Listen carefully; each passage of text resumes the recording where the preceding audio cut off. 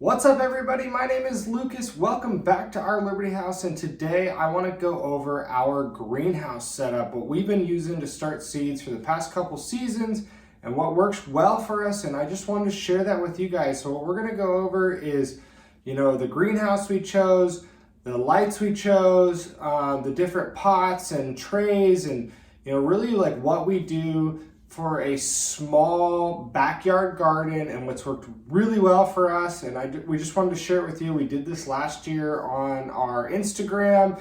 It's at Our Liberty House if you haven't checked that out. And we shared all this and just wanted to bring it to YouTube. And so we're going to go over really what our setup is and what maybe you guys can mimic and even improve on. So if you have good ideas or if you see something in here, let us know, drop a comment. Hit that like and subscribe button, and we're going to be sharing videos of how this works on the YouTube all spring season long.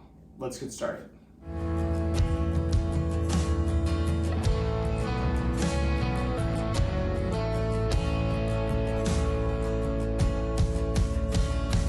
Is this all that you dreamed it'd be? Ending up here, ending up with me. You could have gone anywhere, been anyone. All right, the first thing I want to go over is this greenhouse we chose. We bought it on the internet. You can get them a lot of times at hardware stores. We got this at Amazon. We'll drop the link into this one below. And what's really great is it's perfect for a backyard gardener. It's got 4 levels, 4 tray levels, and what I really like about it, it is collapsible at the end of the season. You pull all these little posts out, you break it down, we fold it up, we put it in the bin, we put it in the garage. It's out of the way. It's not something permanent, so it's really great. It's got this plastic cover that goes over it that keeps a lot of the moisture, a lot of the heat, in it. So like you don't have to water as much because it is keeping that humidity in there. It's a great, honestly, greenhouse environment, and it's flexible because, as our tomatoes or whatever get bigger, we start some flowers in here, and after 4 weeks, we'll put them in the garden. And we can remove a tray out of it or one of these wire racks out of it, and we can let our tomatoes get pretty tall. I mean, I think we probably had like 18-inch tall tomatoes in here last year once we removed a tray. So I really like this greenhouse, especially for, like I said, a backyard gardener. You'll see a lot of stuff on the internet about these big like rack systems, and those are great if you want to start a really big garden, but for getting started and for just like a average size backyard garden, this is a really great size. And like I said, it's portable. You can break it down. So we really like this thing, and it's on wheels, so we can kind of move it around depending on whatever. This is in our dining room. If we want to have people over, we can kind of like move it over. So the second thing I wanted to go over is our lights. I'm not saying we have the best lighting system. I'm not saying we have the worst lighting system. We bought some other, you can see these like red, blue lights in there over each rack. They're zip tied to the frame, and they work great, but they didn't provide us the best full spectrum lighting. And that's something that you can do a lot of research on your own. And we'll put some different information in the description. These lights don't give you the full spectrum lighting. They're good lights. They are grow lights.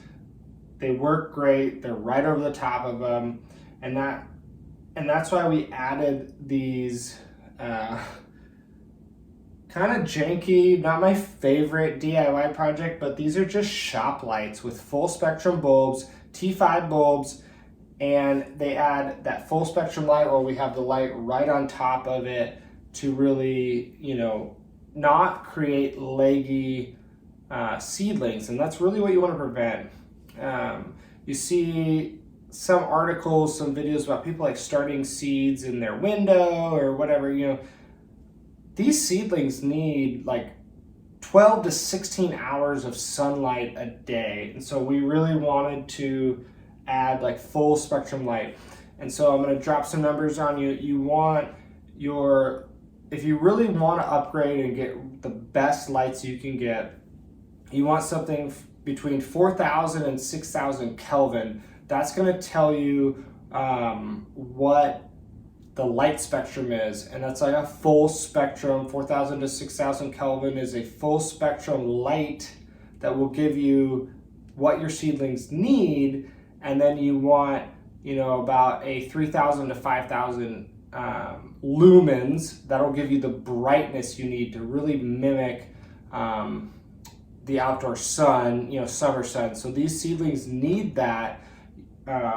And these just weren't producing for us, these little red-blue lights that I talked about.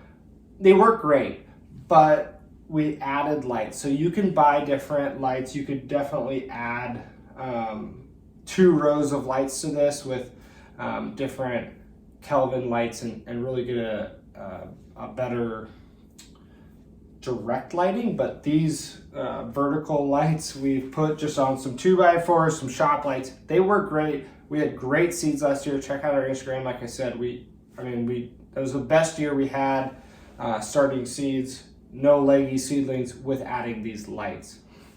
So talking about lights, I also want to talk about a timer.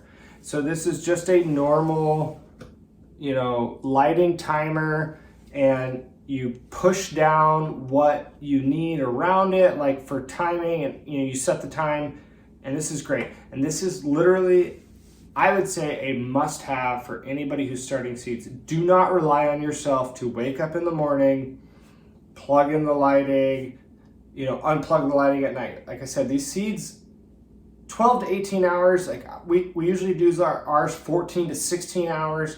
It's just going to really prevent yourself from getting leggy seedlings. So you have to buy a timer. These ones are cheap. You can buy very expensive like digital ones. These work fine, but a timer is a must-have for your lighting. It's going to come on at 6 a.m. and it's going to go off at 8. That gives you 14 hours of light a day. Timer is a must-have. So then, how do we start our seeds, or what do we start our seeds in? And you'll see people start seeds in trays like this. And we've done this, just like the 72 cell, or I don't even know what this is. This is a 36 cell seed tray. And honestly, Beth and I are terrible about up potting at the right time. Like, life gets busy, right? So what we've started doing, which has worked really well for us, is we start all our seeds in these 4-inch pots like this. And then we stack them into one of these seedling trays, or just a plastic tray. And that's honestly been the best thing for us, is we start them in bigger pots. So if we do get a little bit behind in up potting, you have the time. And the nice thing is you can, so you have a tomato, it gets a little too long, you can re-up pot it into another one of these trays. You can just bury it a little bit deeper and then up pot it. It'll be shorter. Tomatoes are great because they grow roots off of their stem, and we can just add that to, just repot it into there, rather than getting too far behind, getting super leggy seedlings. They're all fighting for light in this, and then we're just way behind the ball. If you had a bigger garden, this is probably, a lot of space, you had a big, rack system greenhouse, these are probably the way to go to start, because you're saving a lot of soil, and you're able to start a lot more seeds and cull off things that aren't looking well. Just for us in our size garden that you've seen in a lot of our YouTube videos, this is really the way to go for us. Like I said, so each one of these trays, we can fit 15 seeds in it, or 15 pots, and we can up pot right into that. So, you know, if you're busy, I would recommend just starting in these like 4-inch pots. They're great. And then about 6 weeks in, 5-6 weeks in, when, you know, especially the tomatoes, they get really, really big and tall. You know, if you're growing cherry tomatoes, like they're just like climbing up your greenhouse wildly. We up pot into these, they're like 1 gallon pots.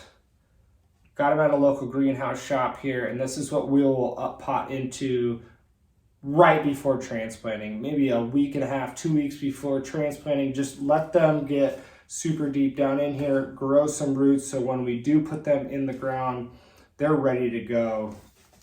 And a lot of times this is what we use to harden them out. So, you know, I'll put them in trays, put them out on the patio, get some morning sun. We'll bring them in at night so they don't get cold and stunted. And so that's our system for pots. And I know that's when I started with seed starting, that was really like a stressor for me as I was starting in these, because I'd seen all these people, you know, starting seeds in these big cell trays, and we just never got to like up potting them in the right time. And then I had too many seeds, and so this is really nice. Like I said, this system is really good.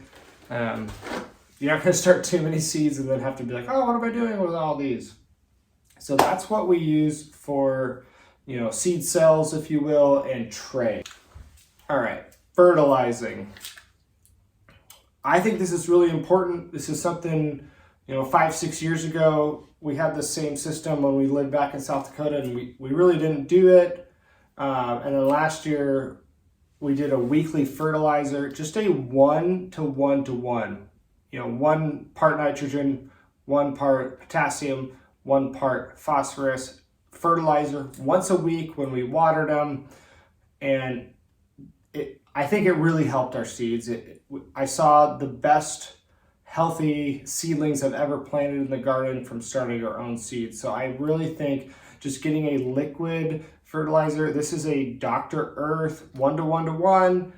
It's a concentrate, so you mix 1 pump into your watering can. So this is what we use. We just put 1 pump in here, put all the water in, and then we bottom water. And when I talk about bottom watering, that's another reason I really like just using these cells is we keep the top moist when they're germinating, and then really all we do is we pour the water into this seed cell and not on top. I don't want to break up the roots. I don't want to like stress it out. So we just put all the water into the bottom here, and then, you know, there's holes in the bottom of these, and then they will soak up the water. They will soak up the fertilizer. It's the great way to water, in my opinion. One thing to note is if you don't want to have too much water. So it's kind of like that fine line, because you don't want to induce any sort of fungal diseases, or you don't want the environment too humid, which fungal diseases like humidity. So what you might have to do is find how your greenhouse works and you know, shop vac or pull them out and dump, you know, the excess water. Like let them soak in for, you know, 30-45 minutes, absorb all that water. If there's a bunch of excess water, pour that out so you don't get any sort of fungal disease on your seedlings. They're super susceptible. It's just like a baby, you know. You don't want to introduce bad things to them. But I definitely think fertilizing is a must for your seedlings. I would definitely recommend that. It's cheap. This lasts us like 2 seasons. We just bought a new one this year, and we started seeds for you know, spring, summer, and fall. and we used 1 whole bottle of this, and I would definitely recommend it. So talking about preventing any sort of disease and also making better, stronger seedlings, and that's what you'll see the first time you start seeds. If you just kind of do it on a whim, you're gonna get some tomatoes or peppers that they're just like really floppy, right?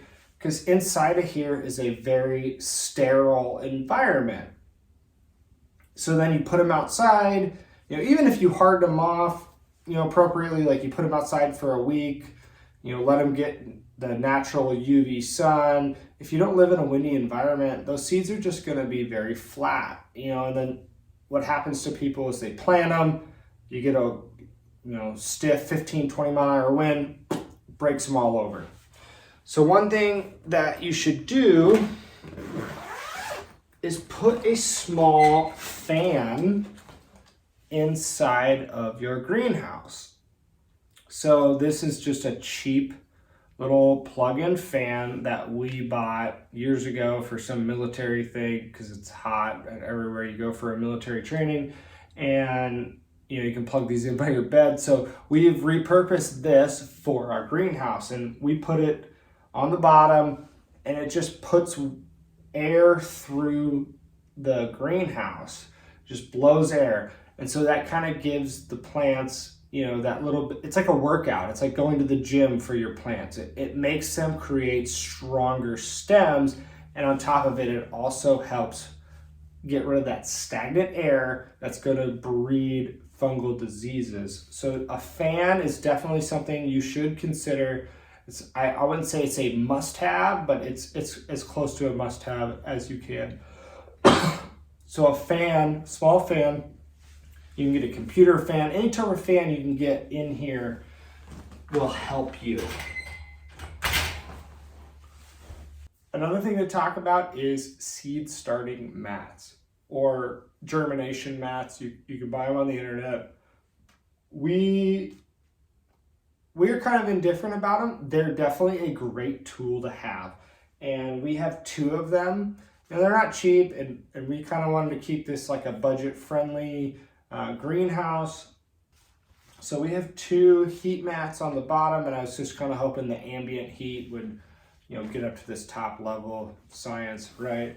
But you can buy these seed starting mats, and what they do is they help warm the soil and they help your germination rates. And so I actually have multiple tomato plants germinating right now, and I've only planted them 6 days ago. And so most of the time you look at your tomato seed package, and it says 7 to 14 days, which is totally normal. Like that's a normal seed thing. And I have noticed when we have used the seed starting mats, we get a quicker germination rate because that soil is warmer. We keep our house 68 to 70 degrees here. So it definitely helps just warm this whole area. If you stick your hand in the greenhouse, you can feel it's warmer and humid because of those seed starting mats rather than our ambient temperature of our house. Tomatoes like a 65 to 80 degree germination temperature, and especially peppers too. Peppers really like to be warm to germinate. So that's something you can add. I'm not saying it's a must-have. If you're just getting out seed starting and you're on a budget, I would prioritize getting better lights, better trays, better seed cups before I got seed starting mats. But if you've got all the money, seed starting mats are definitely going to help you get better germination rates, and it's going to help your plants. And what we'll do is once all of them germinate, we pull them out. We don't need to waste the energy, and they really don't need it once they're germinated. It really just helps that seed shell stay moist, stay warm, and give you that germination. So we do have germination mats under a couple of our seed cells here.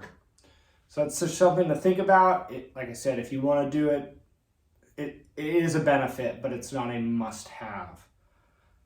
All right, everybody, that is our quick and down to dirty seed starting overview about our greenhouse. Like I said, This has worked really well for us the last 2 years. We had one back in South Dakota that worked really well for us. You know, we didn't start seeds when we moved back out here, and we went right back to the same system. I think that says something. It's worked. It's reproducible. Like I said, it's compactable. And if you're just starting a normal backyard garden and you're really interested into getting into starting your own seeds, I think this is an easy, affordable, and compactable way to do that. I really appreciate your guys' time watching this video. Like I said, hit that like and subscribe button. Check us out. We have a ton of content about what our garden looks like, and we're gonna keep pumping out more content about like what we do with these seeds throughout the season. So follow along with us for this seed starting season, and we'll see you next week.